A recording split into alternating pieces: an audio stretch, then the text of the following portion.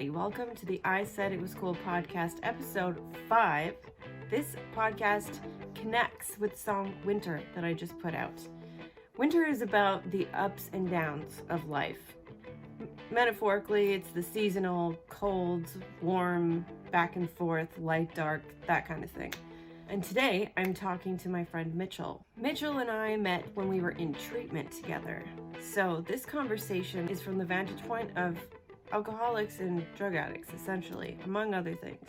So we get quite deep and quite personal, but I find that this is a really therapeutic conversation, and I think it lends a lot of insight into the human psyche, how we deal with the ups and downs of life, the ones that are handed to us, and the ones that we are sometimes self-creating. I hope you enjoy. Okay. Welcome. Hello. I'm actually really glad that we're doing this today because I was so down in the dumps, and I'm pretty sure I know why. It's weird because I'm not used to feeling down in the dumps at all. I'm very rarely off kilter at all lately. And so it's just really annoying to feel this way. But I figured talking to you would make me feel better. Well, I hope that it's doing its job. So far, so good. I gave you Winter today. That's what we're going to pair the podcast with. Well, when I first listened to it, I kind of got emotional just with like the instrumental in the beginning. Just because I feel like anything acoustic guitar just kind of like hits me in the heartstrings anyways. And then just the experience with the words, I really, really related to like what you were talking about, just with like how uncomfortable it is to be comfortable. Yeah, essentially, like song is very much about the seasons of the ups and downs. And I really got that from your songs. And I really liked how it was kind of a journey throughout it. It's a little bit of a longer song, but I really liked the transformation of like the lyrics as you came from like the kind of a darker spot and you go up and down throughout the song, and then you ended in like I'm okay. And I really enjoyed that aspect of it, because it's my experience with life, well, especially in the last 2 years, is that like even no matter how low the lows get, like you always come back up, and it's usually better and greater than before you went down, if that makes sense. Yeah, so long as you don't off yourself. Yeah. That's dark. But okay. That's it. It's dark, but it's a thing, because I look back in my life since getting sober when I was 20, and I never once wanted to relapse. I always had an attitude that no matter how messed up I was feeling, I wanted to pursue and persevere and make it through.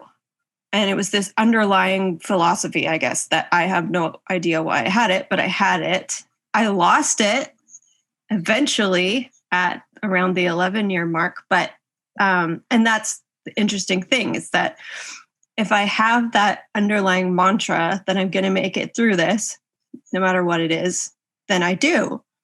And then when I lost that, I was very close to not. And it's funny because I don't really know exactly what changed. All I know is that I was just exhausted beyond belief. But like, why wasn't I exhausted beyond belief all the other times?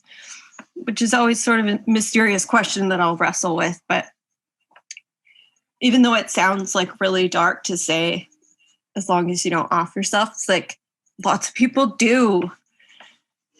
And it is a reality if it gets too dark. And so it's like I wrote the song with friends of mine in mind, as well as myself, to keep up that philosophy, is like, but don't give up.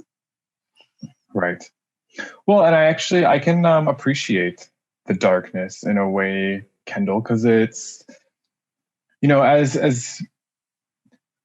as humans, I feel like, especially in our society, we're very much programmed to always focus on the light. And when the darkness does kind of hit us, we take pause for a moment, but our initial instinct is to just kind of bypass it, at least my experience with people.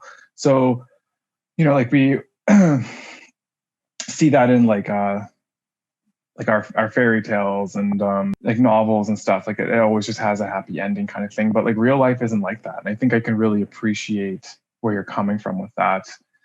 I think it just took me off guard that you went dark for a second. So fast. Totally. I was like, yeah, okay. All right. But I really respect that in the realism that it's capturing. Well, that you even captured with saying that, as long as you don't off yourself. It's funny how we even know each other because we converged at one of our lowest points in our lives. We can talk about, if you want to, about dealing with alcoholism or problem drinking or whatever it is that brought us to treatment. I don't know if you want to talk about treatment. Sure, we can talk about treatment. Like, I definitely don't have anything to hide with that. It's a part of my story, and I wouldn't be who I am today without that experience and without you as a part of that experience, Kendall. Yeah, I love. So my first memory of you, I think, is when I approached you on day one of getting there. What day did you get there? I got there the day before you. Yeah. Okay, so it definitely would have been day one for me. Mm-hmm. And I asked you what your pronouns were. Yes.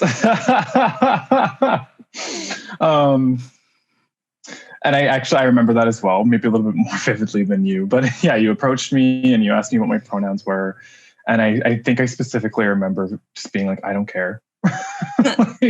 like, what do you mean? Actually, I think that's what happened. I think I asked you what you meant. And then you're like, do you prefer he, she, them? And I was like, he, like, I don't care. Like, whatever. Yeah, I'd like come directly from a far left leaning environment. And that's all I knew. And I wanted to be your friend. Well, I appreciate the sentiment, I guess. That was a new experience for me. Nobody had ever asked me that before. So that's crazy to me. Just considering the environments we came from, that's like such a big deal. And then for you, never heard it before. I love that. Also, I also just love, you were literally on day 2 of arriving at treatment. I was on day 1 and that's how we met. And here we are, 2 and a bit years later, talking about ups and downs. So we met at our big fat down. Yeah. No, and it's interesting because like what you're reminding me of when you were talking about like how you went through your 11 years of recovery and how like, you always knew that you would come back out. But the one time that you didn't, like you ended up in treatment. And I was just kind of reflecting on my life leading up to that point, and it was quite similar. Besides the fact that I wasn't sober, I continued to rely heavily on like substances to get me through. But the biggest low for me was when like it wasn't me using a substance to get through. Like I had been consumed by it, and that was my biggest low. Like I didn't even know who I was without the substance anymore. It wasn't something that I used to cope emotionally. It was just like, for lack of a better term, like I was the substance. I was just like alcohol and like all of its defects. Like I couldn't even differentiate like what was me anymore. So I was just really, really relating to like, those ups and downs that you were talking about and how we both converged on like our biggest lows. It's very interesting. And then also we've been together on our biggest highs too, right? Because we have post treatment, we've been able to make life so much better for ourselves. And yeah, I've thought about this a lot recently too. Just the fact that having a friend, somebody that you feel like you're really close to when you're in an environment like that, where you don't know anybody, is so important and helped me so much to feel comfortable there. And then post-treatment, I didn't go back to the same environments that I came from in a lot of ways. And I spent more of my time focusing on my recovery. So you were also there step by step. I guess what I wanted to ask you is a little bit about your story and how you relate to going up and down in life and what kind of philosophies or deep-rooted belief systems underlie those years and how that's different from today. Okay. So I guess I can start with a little bit of my story. I don't know where to begin with that. I mean, it's you've actually heard my full story. I'll just kind of start with like my I want to start at like my 20s, like kind of like when I got out of high school. That's like really when I started partying a lot. But I was on a really, really high, and like I wasn't feeling the effects of addiction at that time. You know, like I was 19 years old. I was the assistant branch manager at the Bank of Montreal. Like I made close to $80,000 a year. Like I had a condo, I had a beautiful car, like my credit was immaculate. And regardless of all of my success at like 19, like there was something within me that was just like missing. Like I just wasn't happy. And I really started like turning to substances and like partying to really fill that void. And I guess like when I started doing that, more heavily is like when I did start to feel the effects of addiction, in the sense that like I was on top of the world and I kind of came down. It was when my lows started to come, I had almost tricked myself into thinking that like I had planned for the lows. Like I left my job at the bank to go to school, and I moved to Vancouver. I think that was like my first bottom was in Vancouver. Like I didn't have any of my friends, none of my usual supports that I didn't even realize that I actually needed in that time. And I was out of money and I was failing school and I didn't know what to do. Like I had never been faced with like this type of adversity before. And that was like a real bottom for me. So I came back to Alberta with like my tail between my legs. And you know, I lost quite a bit. Like my car got repossessed and I had to go and live with a friend for a while. And that was a huge low for me. But I hadn't, you know, it's interesting, we were talking about this earlier, but like I hadn't given up at that point. I was like, whatever, like this is just a blip on my radar. I'll work myself back up. Now that I'm back in my comfort zone, I'll get that all back. And I did. I didn't continue at the bank, but like I got a different job working at a golf course and I was able to build myself back up and I recovered, you know, like my credit, and I was able to reestablish myself. And then I got to this high again and I sank down low again. With the bringing yourself to a high, is that including partying and using and drinking? It was like that. And so eventually the consequences catch up with you? They absolutely did. In that sense, like they always caught up with me. And what I was trying to like kind of transition to is like when I hit the bottom the second time, it was lower than the first one. I won't go into like the details of it, but like it was partly emotional, an emotional bottom that I didn't experience the first time. The first time I was just like, oh shit, well, I guess I'm broke, I should go home. The second time it was like this emotional bottom where like I had to flee my apartment in Calgary to my mom's house. And I actually abandoned everything I owned in that apartment. I still haven't reached out to that landlord about it. The emotional low that I felt at that point was so devastating. And that was the first time that I went to treatment. I went to like a 3-week treatment center in Alberta. And again, like it played on that thought of like, okay, so like this is the steps that I need to do to get myself back up to the top. Like, and I didn't, even in treatment, I'd never ever considered the of like stopping drinking. Like I was like, no, I'm going there to learn how to drink properly. That was my mentality going into it. 'Cause, I always thought that like I didn't ever admit that I had a problem, or like that I might be an alcoholic, or that like there might be some sort of less than quality of me. Like that was just it was intolerable, right? And I had this determination to beat it. Yeah, because you said that at the very beginning, when before your first high, I guess, you felt like something was missing. So it sounds like that you had some kind of subtle sense that internally in the spiritual or emotional world, something wasn't adding up for you. But in order to deal with that, you mostly just did surface outside actionable things. And so the more that those things don't work out, the more obvious that inner void, whatever that is, becomes apparent and a little bit more painful, because it's like, it's more obvious a little bit more every time that all the things you do to try to make it go away doesn't work. Well, it was all very materialistic. I never ever did any of the internal work, which I think is what at least from my perception, Kendall, is like what your song is really talking about is like going inwards. As I went through my 20s and I hit these high highs and these really low lows, progressively better and worse each time. That was the missing part, is I never ever did any of the internal work. You know, like when I got out of treatment the second time, or the first time, I was able to like again reestablish myself. It was all very surface level though, and there was still that void inside me that was just like missing. Like I just didn't know what it was, and so I continued to drink. And I think that's part of the reason why I never ever considered quitting drinking or even let it enter into the realm of my possibility, because like I was so used to this void, but like that was the cure for the void. So how could I ever think about letting go of alcohol? You know, in 2017 when my brother died, I think that was the first time that I really took a look at what was going on inside, or even came to the realization that it could be something internal.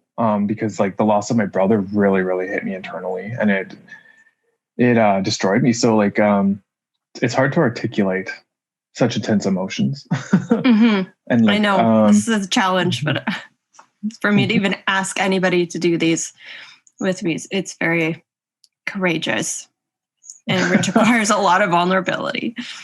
Well, when my brother died, like I think that's when I really stopped caring about the materialistic stuff as well, because the internal pain that I had, it just was all consuming. Like I didn't even have the drive anymore to put on the mask of like, I'm okay. Like I just didn't care anymore. And so I stayed at that bottom for a very long time, and it just progressively got worse and worse and worse as I drank further and further and further. And, you know, that's when I went to treatment for the second time. And that's where I met you. And I really started doing like the internal work that had been missing for so long, you know, and post-treatment, I guess like that's what really drives me in my recovery. Because, you know, recovery isn't easy. And I think that you can really speak to that as well. Like it takes a lot of work, and it takes a certain kind of person to be able to put that work in. And not because people don't want to, but because it's sometimes the lows that we experience are really low. But I think that that's what motivates me in my recovery to push past those lows to eventually come back up, because I know what it's like to give up. If that makes sense. Like I know what it's like to just not care anymore. I never, ever, ever, ever want to get to that place again, because it was relate to that a lot. being in that much pain. Yeah, like it's unbearable being in that much pain. And like, even though like some of the lows that I experienced in my recovery are painful, it's nothing compared to what I felt before treatment the second time. You know, like you were talking in the beginning about like offing yourself, and like I was close to that. I was close. I thought about it like daily because of all the pain that I was in. And so when you asked the question about like what drives me to push past those lows to get back up top, it's remembering that feeling, and that motivates me, and it gives me this drive to know that like nothing that I experience in my recovery will bring me back to that place as long as I continue to do the internal work. Mm-hmm. I feel the exact same way. Mm-hmm. I don't know what motivated me the first time. I think it was partly because I was really young and I still had that youthful optimism. Oh, bless you. Don't have anymore. and I don't know, life just seemed a lot more magical and exciting. And being at that age too, at 20 years old, I still think I was in very much a mindset of a teenager, and that I don't think my brain had finished developing yet. And my connection to my ability to connect with really deep emotions was that there was room to grow there. And that's obvious to me, especially in retrospect, because the stuff that I was really struggling with to begin with, like the stuff that drove me to drink and use and act out in all sorts of addictive behaviors through my teen years, that stuff started a lot younger than that. And I just wasn't old enough to be able to process any of it. So it had to go into some kind of little box somewhere inside of me. And even now at 33 years old, it's still slowly coming out, because it's like the older I get, And the more practice I get with dealing with stuff and facing emotions, the more it's like that box knows it's okay to open up. And I'm surprised that it's taking so flippin' long for stuff that affected me when I was like 13 years old is still working its way out through my body and my psyche. But I know one idea that I had through my first round of recovery was that if I pushed through and worked through stuff, let's say this is point A of having not worked through anything at all, and this is, I don't know, the end, if there is one, of being completely healed. If I push through and work through a little bit, at least I am now this much further away from the beginning. Whereas if I didn't do anything, I'd still have all this to do. And so that idea sort of kept motivating me to go forward and not stagnate and waste time. But now it's more like what you said, where I just flip and I don't want to go back to that place that I ended up 2 years ago, because that was really bad. And I think being, I don't know, I was 30, 31 when I went through that. I was definitely old enough to feel the full impact of all that was going on and all of those feelings. Sure, of course, there was stuffing and there was suppression and dissociation to a degree, but a lot less than when I was young. Because a lot of that stuff, the dissociation that happened when I was young happened automatically kind of for me as a protective mechanism, because I just couldn't, there just wasn't enough development there to deal with that. And this time, like a few years ago, I was like, wow, like, look at all of this stuff that is horrible. I'm trying to, it's not good. This is not good. And it's overwhelming. And so there's no mistaking how badly I don't want to return to that place. And also, because of the stuff that I learned, the unwinding of those early belief systems, it seems like life is a lot more exciting, because with underlying belief systems or philosophies that are really negative and painful, life doesn't look that great. There's like a whole shadow on it with limitations and fear that is not there. The way I've reframed everything in recovery, it's like, oh, now there's all these opportunities, and I kind of have an idea of what I really want. I'm not seeking chaos as much as I was anymore. One example of that is my relationship. It's just so stable. Previous, I wanted chaos and drama, and I'm still acting out and projecting on my partners and making drama. And now I'm sick of doing that. It's so good to come to a place where you're sick of things and you can really just stop them. No, I completely relate. It's interesting, like what came up for me while you were talking about that was just that little box that you were talking about. Like for me, it was that void that I was constantly trying to fill. The more that I didn't deal with it, the further and further down it got. And through my recovery, like I'm going to use a different analogy. You said kind of climbing up to it, but I feel like I'm digging through like the wreckage of everything that I've buried it with, to finally kind of get to that box and just like hold it and just creak it open and see what's inside there. And I think that at this point in my journey of my recovery, I'm finally at that box, and it's painful, but it's also very exciting to do internal work. Like I don't want to minimize that it is painful at times, but it is also just so rewarding to be able to search inside yourself and to untwist and unwind some of those painful knots that we've been carrying around with us for so long. And I think, like what also is a huge motivator for me to continue through those lows, which are untwisting and unbinding, is knowing that like once I have actually done the work involved to correct those knots and like to get rid of that debris, like it doesn't come back. I've healed it. Do you know what I mean? Mm-hmm. And I can acknowledge it and I can live with it. And it's really, really cool. Like I wouldn't give up my recovery for anything, like what you're talking about. Like I never want to get back to that place. I want to be so far from that place that I even like I barely remember it existed because I'm so healthy and healed. Do you know what I mean? Yes. And I think we always felt that way, but we were trying to get far from that place by ignoring it, avoiding it, suppressing it, which doesn't work. It's so frustrating. It doesn't work. No. It doesn't work. Yeah. One thing I wanted to point out was that you said when you lost your job in Vancouver, it was the first time you'd faced real adversity. And I was just thinking that is so not true, because you had a very tumultuous time as a young child growing up, which you don't need to get into. But that sort of leads into this attachment thing that we've been talking about a lot lately. Attachment styles that we have based on our early attachments with our parents. And that's one of the big things that you've been working on lately. And that's also one of the main things that I was working on through my first stint in recovery. And I can see that, as you know, I have many funny stories of how crazy I was with my projection and paranoia that I now cease to act on. It's a miracle. 10 years into my recovery, I was still batshit crazy with that.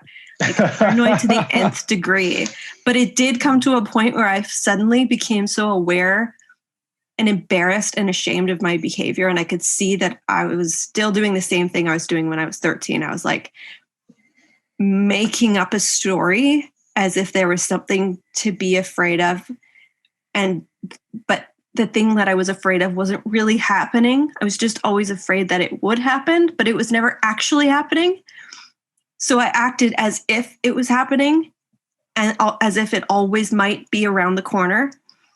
And I finally gave that up. I sort of remember the circumstances around that, but I know there was a real sense of sick and tired, and I'm not doing this anymore, which I'm sure I've said before that point, but wasn't able to do. But I did get to a point where it's really authentic and something switched inside of me. And I was just like, no, I'm taking responsibility for my behavior now. I'm going to stop trying to blame everybody else and act out irrationally all the time. And I can't believe how calm my relationship is. Like, I never do that stuff to Tristan, ever. That's awesome. I really enjoy hearing that. And it's funny that you're talking about taking responsibility for like our actions and stuff like that. Because I feel like just to amend what I had said about the adversity thing is, like you brought up like my early childhood. And the reason that I said it was the first time that I had ever really faced adversity is because it was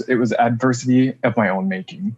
Like as a young child, I was very much a victim in that sense. And I can own that. Like it wasn't, I don't want to be a victim, but like I was powerless. I was just a kid, right? So like everything that I was put through wasn't of my own making. So like this situation in Vancouver was the first time that I had really come to terms with, wow, like this is something you created. These problems are completely your creation. Like it wasn't something that was done to me or a situation that I was thrown into or being like emotionally or physically abused or anything like that, like as a child. But it just like coming up against I almost want to call them like my own demons, because like my demons and my internal struggle had created and manifested all of these issues in my own life, and I was coming up against them. So I love that you were talking about that moment where you're like, I'm just done and I'm sick of it, because I can really relate to that as well, Kendall. Like it, I can't speak for everybody, but for me, like I just hit that point about 2.5 years ago where it was just like, I just can't do it anymore. Like I can't. That was the first time I really just took responsibility for my own actions. And I continue to do so. And I think that's what makes my recovery so successful, not to like toot my own horn or anything like that, is everything that comes up in my life, like I take responsibility for now, and I look for how I can change it. And I try to look at it as like a learning opportunity. Yeah. To come back to that kind of like the main theme of our conversation is so I never have to get back to that place that I was in before. I was going to ask earlier, why were you in that situation? Because you and I were two of some people out of a larger group that was really dedicated to the things that were offered to us when we were in treatment. We were, eating it up and chewing on it. I don't know. Weird ways of describing it, but like we wanted it. We wanted it. And then there was a lot of people around us who just didn't give a shit. They didn't want to be there. You know, they were just like Tristan being one of them. Yes, I agree. Was useless and he didn't give a shit what was going on. No. He was so doped up on meds that he couldn't even pay attention. And falling and asleep then in all the lectures. yeah. And then there was like that one guy that, you know, I was so codependent with, and he didn't want to have anything to do with it. And I was like on my hands and knees, like begging him to care and try, and you got to save your life. And Right. like, why were we like that? Because we could have been like them. You know, and like, this is something that I've come to terms with through my recovery. Because, you know, like, we've lost people that we went to treatment with. And so many of the people that we went to treatment have also like relapsed more than once. And I've come to this conclusion, and this is very much my own opinion. Please don't quote me on this in any way. But for me, it's defined by that bottom, that breaking point. I feel like me and you hit that bottom to like that lowest bottom. Like, there wasn't anything more for us, like anywhere lower for us to go. At least for me, like, I couldn't go any lower. Like, this was my last attempt, and I had tried everything. I spent 28 years of my life trying every other way. And so here I was in this treatment center, which, you know, like, we went to a very, very highly respected treatment center. They had the best of the best. It was an expensive place. And so like, here I am sitting in this amazing facility, and I had all the tools and resources at my disposal, and it wasn't lost on me that I may never get this opportunity again. So like, I just ate it up. I just ate it up, Kendall. I was like, please, like, show me, because what I'm doing isn't fucking working. And I can't even bear to live with myself anymore. Like, I hope that I wouldn't wish that feeling on my worst enemy, that feeling of not even being able to like sit in your own skin. Like, it's a horrible, horrible feeling. So for me, I think that's the difference. There's people there who have hit that bottom, and then there's people there who haven't hit it yet. And, you know, they're there because their family have sent them there, or work has told them that they have to go there, or, you know, like they want it to look like they're doing something on surface, but they're just not ready to open that little box that we all have buried deep down. Yeah, I was such that's the thing too. Geek for help. I was just like so in love with my counselor. Put him on a pedestal, still do. Yeah, I remember. I can relate to that. One of the things that was very helpful to me was, first of all, I tried really hard to go under the radar for as long as I could. Now, people were getting like no contact bans and stuff with certain people that were problematic for them to be hanging out with. And I was like, I don't want to get any of those. I don't want to get in trouble ever. And I was like really protective of myself and my reputation. I just tried to keep it cool, but I wasn't able to do it. Is eventually, first of all, I think they tried to get me to stop hanging out with so-and-so that I was very codependent with, but they got confused about the name, and they said, oh, I see you've been hanging out with, and they said somebody else's name. I'm like, no. Like, I have never even talked to that person. And so I bided my time a little bit extra with them, but I think it was their mistake, and they knew that I actually was behaving like my codependency was getting in the way of my recovery. But I did start to notice that when I would become defensive, I was making a bit of a scene. So if I'm sitting in my group, my counselor and my peers, and they call me out on something, and I get mad, and I am defensive, I notice like a whole thing with my body happens when I get defensive. I get like stiff, and I'm going to have to remember, because it's actually been a while, but like there was physiological things that would happen with me in defensiveness, and a real hardness. Like I had like this, I felt like a death grip. to something, whatever it was that they were threatening to take away. Sometimes it was about you and Tristan. I'm hanging out with you and Tristan too much. And I didn't want them to take that away from me. And so I would get so like, whoa. And at that time, I also at the same time didn't want them to see me doing this because it was obvious that something was going on with me. And so I was no longer flying under the radar. But in the end, I learned that my defensiveness is very revealing because it does show that I've got an unhealthy grip on something. And I wasn't able to see that before I was, how do you put it? I was like in so much denial about whatever it is I was trying to hang on to that I couldn't recognize that what it is I was holding on to was unhealthy. And actually that brings me back to my brother, because I remember lots of times my dad saying to me, you got to kick him out. You got to kick him out. You know, he's like using in my house and everything's chaotic and crazy and I'm a mess. And yet he'd say that and the death grip would go on because I knew that I couldn't kick him out. I didn't want to. And I was fiercely protecting this thing for whatever reason.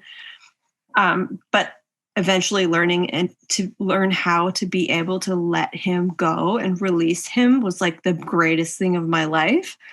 And I actually got a lot out of starting to sit at the girls' table at dinner instead of with you and Tristan all the time, because it's not that there was something wrong with hanging out with you guys, but, and this is a word they love to use, I was robbing myself of the opportunity to build relationships with these other people. And it was true, like, fuck, damn it. Like, you're right. You're right. Yes, I actually got a lot of value out of these other relationships that I could also have in my life. And it was just time after time, every time I got into that defensive mode, I started to see it less as a scary place to be, like someone was trying to take something away from me, and more as there's an opportunity here for me to get something better out of life if I am willing to investigate the thing I'm holding on to and see why I'm holding on to it and like trust God or whatever to help me let it go. It's like amazing, profound little experiences like that were happening like day to day that have changed my perspective so deeply. Totally. It was definitely a crash course. And I love the way that you put it, just with like that death grip and like the defensiveness. And what came up for me while you were talking about that is, it sounds like you went into like a survival almost instinct, and that's physiological by nature, right? And I just like want to stress, well, just validate you in the fact that like you actually were experiencing that, because the things that, at least in my experience, the things that I've held on to that bring up defensiveness for me actually did save my life at one point. Like it was these patterns and like these unhealthy behaviors that had worked for me in the past, and they got reinforced so deeply that for me to think about letting them go actually created a physiological response in my body that you're in danger of dying. You know what I mean? Mm-hmm. And like that's what I feel like people, even when it's happening in themselves, get hard on themselves about, is like it's not your fault, and like you're not doing it on purpose, but like you're literally just experiencing something because you feel threatened. And I love that what you're talking about, like once you were open to the idea of doing it in a safe place, of letting go of a little bit, you were able to understand why it was so unhealthy, and you were able to experience relief from it in a sense. Do you know what I mean? Yeah, like there's a gift in it for me rather than something's going to be taken away from me that I really need. Totally. And it's just, it's that courage that it takes to walk through that initial defensiveness and that initial fear response and survival instinct. Like once you get to the other side, you're able to see what everybody was talking about. about why it was unhealthy and like what was waiting for you on the other side. It's just getting there, right? And it's hard to walk through that, especially when it's worked for you for so long. Yeah. And when these survival mechanisms take place when we're so young, like that's when they start, when we're, like I was saying, too young to be able to process it. We're just not developmentally there yet. We're probably children when they develop. And so they're so unconscious, which makes sense why I had no like awareness around. I knew I was defensive, but like that's about as far as it went, as far as being aware. Totally, right? Like, and it's, if you just, I don't know, what's helping me, like even just reflecting on my own story, you know, because like as I've talked to you before, like I'm in some pretty heavy counseling right now for dealing with like an anxious attachment style that has been surfacing since I started like an intimate relationship. But when I look back at it through my story, because, you know, like my first instinct is to feel less than, that I don't have a secure attachment style, you know, and it's funny though, because I actually took a test and it said I was mostly secure, but there's 25% that was anxious. And I'm going to believe that because I feel like as I get older, I am more secure. But like when I look back at my own story, it only makes sense. There was no other possibility for me to develop any other attachment style, and that's at no fault of my own. You know, like the first memory that I have is of you know, my parents getting into a fight, and my dad losing sight in his right eye, and me not seeing him for 2 weeks, and then being forced to lie about it. You know, like I was 3 years old, and that's my very first memory. That's the thing that I can think, like, when I go back, that's the very first thing I can remember is just my dad leaving for 2 weeks and me having no explanation and being forced to lie about what happened. And then, you know, like as I got older, my parents did get divorced, and my dad was kept from me for a number of years, and different men were introduced to me that they would all eventually leave. And then my mom, who struggled with mental health, she was physically there, but like her personalities would switch every day. So I was always on my toes on like what to expect. And then, you know, I was pulled away from my mom, and I was put into like a temporary foster situation. And then I was pulled out of that back into my mom. And like this pattern continues throughout my entire childhood, you know, like all the way up into my, you know, like 10 years old, like I was forcibly removed from my mom's care by the police and then put into an abusive emotional situation where I was alienated and isolated. And then when that stopped working, or when I was deemed unfit for that, I was put into a group home. Like it just, so like when I look at it, like there's no other possibility for me to have developed any other kind of attachment style. And for that, I can actually find self-compassion. So for like anybody who's really struggling with that, I would really invite them to look at what they're resisting. And like you had said originally, like just to look at what that defensiveness is and what's triggering it, and then look into their own story, and just you'll find the answers there. And it really truly does allow for self-compassion, because when you look at it as in like you didn't have a choice, at least for me, I feel like maybe this is just like my victim stance that I usually enjoy to take, but like it just feels like, okay, like this is what I was dealt with. I had no control over it. This is what I have now. But the cool thing is what I'm able to bring power back into it for me is with the self-compassion, I'm able to acknowledge that, and then I can make a conscious choice to do something about it, which is really just again, to bring it full circle back to like your song, is what drives me to push through those bottoms. It's because I have a choice now. Even though all of the things that happened to me have ultimately led me to this attachment style, I can choose what to do with that now. That's amazing. With all of that, how were you ever able to trust someone to help guide you through like the first most important vulnerable moments of recovery, when you've had nobody to trust up until then? I mean, I guess it's not nobody, because you had friends, you had your brother, you know, but it still seems like it would be realistic.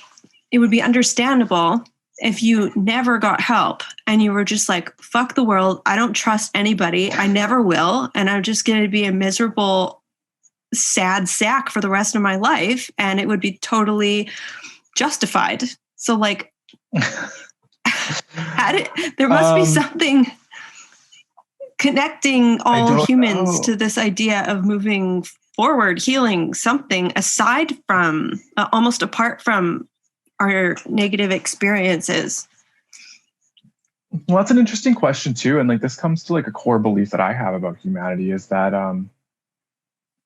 we're all of us are born inherently good.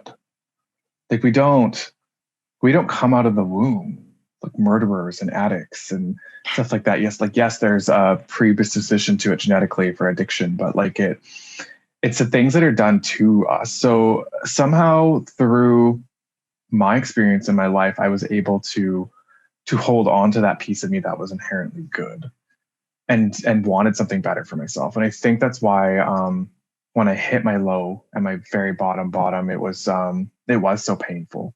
It was because I had a knowledge of like what my life could be and who I really was, and nothing in my life was lining up to that. And that's what created the pain, because ultimately it was my choices that had got me there. And to answer your first question, like what allowed me to trust anybody in my first little bit of recovery was just again that desperation of just like, you know what, like I've tried everything else.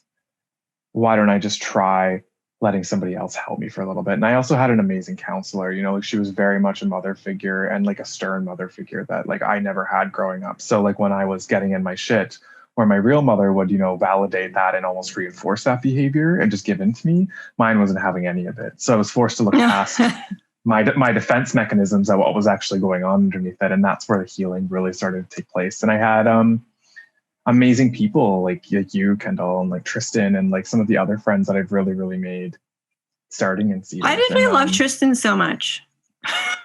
You knew him from Nanaimo. Is that it? That was I just it. loved him so much. Yeah, he was a friend that you had coming from Nanaimo, and just like I just loved him. Like you loved him the day before he got there, and then he got there, and you were just so happy. And me being codependent and desperate to be your friend because I needed somebody in my corner while I went through this. I was like, I'm gonna love Tristan too, and the rest is history. It's so funny because he was just one of the ones who couldn't give a shit and didn't try, and he like against all odds. He's sober, and we're like in the most wonderful relationship. It doesn't make any sense on paper. He's just, I don't know. I guess not everybody works the way we work. Right. There's so many paths to recovery and to finding healing and motivation and stuff. And I guess true love can be one of those things. It's so funny because my family dynamic reminds me so much of what we have going on. Like when my mom and dad got together, my grandpa was not having it. He did not like my dad. I think he looked down on him. I can't remember why. Even though they're both sober, like previous alcoholic men who are now sober. But my grandpa, I don't even think he was willing to come to my parents' wedding. Wow. And over time, they became like best buds. History is just like repeating itself. I know, because when my dad found out that me and Tristan were dating, he was devastated, wrote me that very unhappy email. Like that email was just so painful to read, just his disappointment in me. But I don't think it's going to continue that way. Same as it didn't continue with my parents and my mom's dad. I would agree with that. And like I don't know, I just had a feeling about that. And I feel like I did communicate that to both of you. I was like, it'll just take some time. You just have to show him that like, this isn't just a fling that you're doing right out of treatment. Cause I mean, you guys have been together for 1.5 years now, almost 2. Yeah, almost 2. At the end of January. Wow. Yeah. So just about 2 years. That's crazy how time has flown. But then like you live together now. And like, I think like once your dad realizes that Tristan isn't going anywhere, he'll warm up to him is my opinion. But he's just, I don't know. He's very special. He's very stable, which also makes no sense. He never raises his voice. Yeah, I am grateful for that every day. I'm with somebody that also won't tolerate me raising my voice.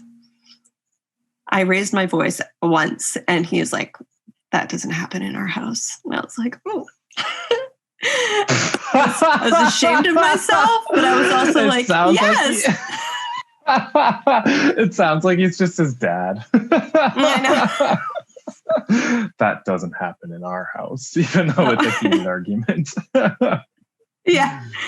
But I was like, of course, like, I don't want a house where we yell at each other. So thank you for giving me that feedback, because I was out of line. I was, but like, I've yelled at every other partner. I've been this misbehaving to the nth degree with every other partner. Oh, it's so shameful. Just come at it with some compassion. Like, you're fine. You raised your voice once in 2 years. Just self-compassion. Well, is there anything else that you wanted to talk about before we wrap up? No, this has honestly been really, really enjoyable. I haven't really gotten to talk about my story, not in like a therapy setting. So I didn't have to I wasn't doing work. I was just able to talk about my journey so far instead of digging a little bit deeper. So I thank you for that. And thank you for asking me to be on your podcast. Oh, I'm so honored. Having you in my life is so cool, because you're one of the most driven, motivated, recovery-oriented people that I know. You're just so healthy for me, and you inspire me with the way that you deal with things, how you're always like, okay, what's my part? And like talking through stuff and always using every opportunity, every experience in your life as an opportunity to grow and to become more clear about who you are and who you want to become. And it's just very motivating to have that around me. My roommate, Kendra, is like that too. And, that makes a huge difference in the quality of my life, is who I'm hanging out with. And I think that also, I've learned how to choose healthy people to hang out with, whereas my codependency, that was so rampant before treatment, made me gravitate towards people that were unhealthy, because I was always trying to be of service. But I got very sick and I wasn't learning how to keep myself strong at all. It's you being part of my life is part of my new philosophy and how to stay in a place that keeps me from going back to where I was. Totally, I love that, and I feel very much the same, Kendall. There's this podcast that I listen to actually, and this is saying that it's always resonated with me. Like being selective about who you hang out with. Some people might view it as snotty or snobbish or standoffish, but no, I pick the attributes in my friends that I want to have in myself, and if you're hanging out with 5 millionaires, who do you think the 6th millionaire is going to be? It naturally happens. So if you're hanging out with people who have qualities that you deem appropriate, like kindness and empathy and open-mindedness, those are just natural attributes that you're going to adopt just by hanging out with them. So those are all things that I've learned from you, in the sense, like kindness and empathy and open-mindedness. So I appreciate everything that you bring to my life, and I can't wait for the rest of our friendship to unfold. It's going to be different because you're moving. This podcast is actually taking place, different rooms, same building. We live in the same apartment building. Yes, but when is this moving day happening when you go to Victoria? I'm moving on the 2nd is my move out and move in date. So that is a Tuesday. That's 23 days away. Oh my God. I know. And then it's going to be your birthday. You will just have to come visit me. Yeah, well, actually, we can get into friendship stuff after. Let's wrap this up. Okay. Okay. I was about to tell you about my birthday plans, but anyways, thank you so much, Kendall, and good luck with your album. I hope that it does amazing, because you deserve every ounce of fame and credit that you get from this album. And I know you poured your heart and soul into it, and it's really reflective in the song. So thank you for sharing it with me. You're welcome. Okay, I'll talk to you later. Yeah, you will. Okay. All right. Take Good care. night. Good night. Winter, drawing out the dark. Poetry. Winter.